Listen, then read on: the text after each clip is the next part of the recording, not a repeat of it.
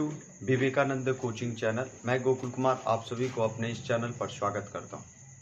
इससे पिछले वाला जो आपने वीडियो देखा होगा उसमें मैंने ये बताया था कश्मीर का विलय कैसे हुआ। उसमें मैंने एक फैक्ट बताया हुआ था कि कुछ जो जैसे कि जब ब्रिटिश सरकार जाने लगे तो उस समय जो है उन्होंने 3 बातें कह करके गया था, जिसमें कहा कि जिस किसी भी देशी रियासतों को अगर पाकिस्तान में मिलना है तो वो पाकिस्तान में जाके मिले, अगर जिसे भारत में मिलना है वो भारत की सरकार के साथ रहे या भारत में रहे, और जिस देशी रियासतों को जो है वो अगर खुद का अपना एक राज्य या देश बना करके रहना है वो रह सकते हैं। ये 3 बातें कहा गया।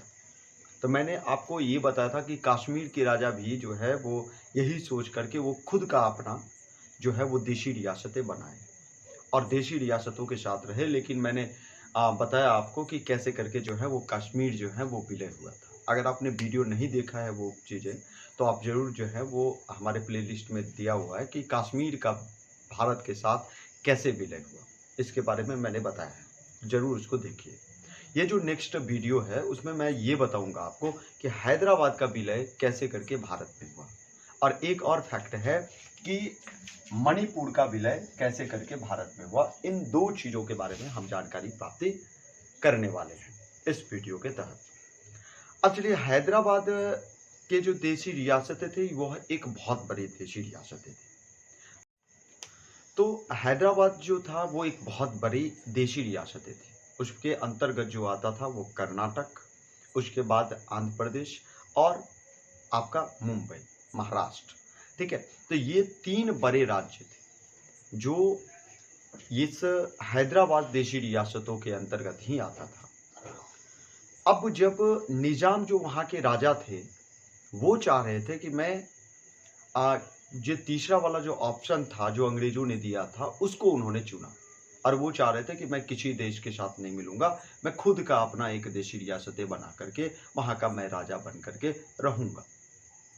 लेकिन हुआ क्या कि इन्होंने इस बात पर उन्होंने 1 साल के लिए एग्रीमेंट समझौता भी भारत सरकार के साथ बनाया और रहा भी 1 साल। लेकिन उसके अंदर ही मतलब उस राज्य के उस देशी रियासतों के अंदर ही जो है वो कम्युनिस्ट विचारधारा के लोग, जो हैदराबाद में कुछ कांग्रेस के जो लोग थे, विचारधारा के जो लोग थे, उसके बाद वहाँ के जो देशी रियासतों के अंदर ही जो है वो धीरे धीरे आंदोलन एक तीव्र गति से होना स्टार्ट हो गया। अब हैदराबाद के जो निजाम थे उन्होंने क्या किया, इसको कंट्रोल करना चाह रहे थे।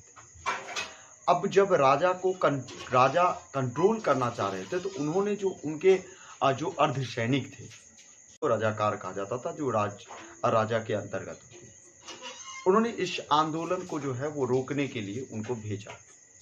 लेकिन हुआ क्या, इसको रोकने के लिए उन्होंने तो भेजा, लेकिन वहाँ के जो इस देशी रियासतों के अंतर्गत थोड़ा ये अर्धसैनिक लोग जो थे वो थोड़ा सांप्रदायिक टाइप के व्यक्ति थे, सांप्रदायिक सैनिक थे।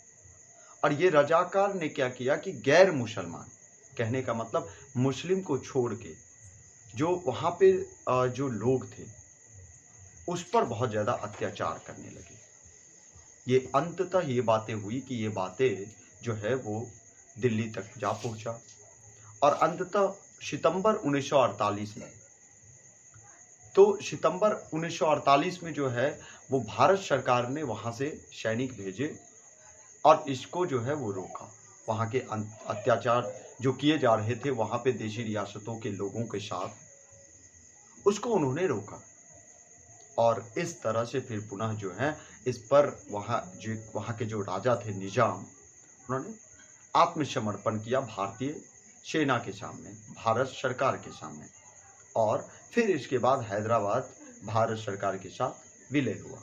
और इस तरह से आपने समझा कि हैदराबाद का विलय कैसे हुआ। और नेक्स्ट जो टॉपिक है वो है मणिपुर का विलय जो है वो भारत के साथ कैसे हुआ, इसके बारे में हम ये समझने वाले हैं कि मणिपुर का भारत के साथ कैसे विलय हुआ। जैसे कि अभी नेक्स्ट आपने पढ़ा कि हैदराबाद के जो राजा थे उनका नाम था निजाम, ठीक है। और अब जो है वो मणिपुर के बारे में मैं बात करूंगा।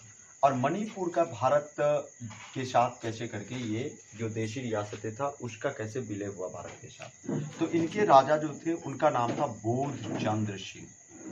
बोधचंद्र सिंह नाम था। और बोधचंद्र सिंह जो था वो भारत की स्वतंत्रता से पहले ही जो है वो भारत में भारतीय संघ के साथ विलय पत्र पर हस्ताक्षर कर चुका था, जिसे इंस्ट्रूमेंट ऑफ एक्शन के नाम से जाना जाता है। और वहाँ के जनमत के जो है वो मतलब दबाव में जो है वहाँ पे चुनाव करवाया गया।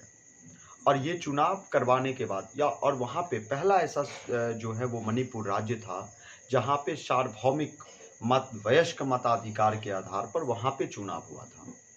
और वहाँ की जो जब वो चुनाव किया गया वहाँ पे जो मणिपुर के कांग्रेस रियासतें थी वो भारतीय संघ के साथ जो है वो विलय के लिए सहमति हो गई।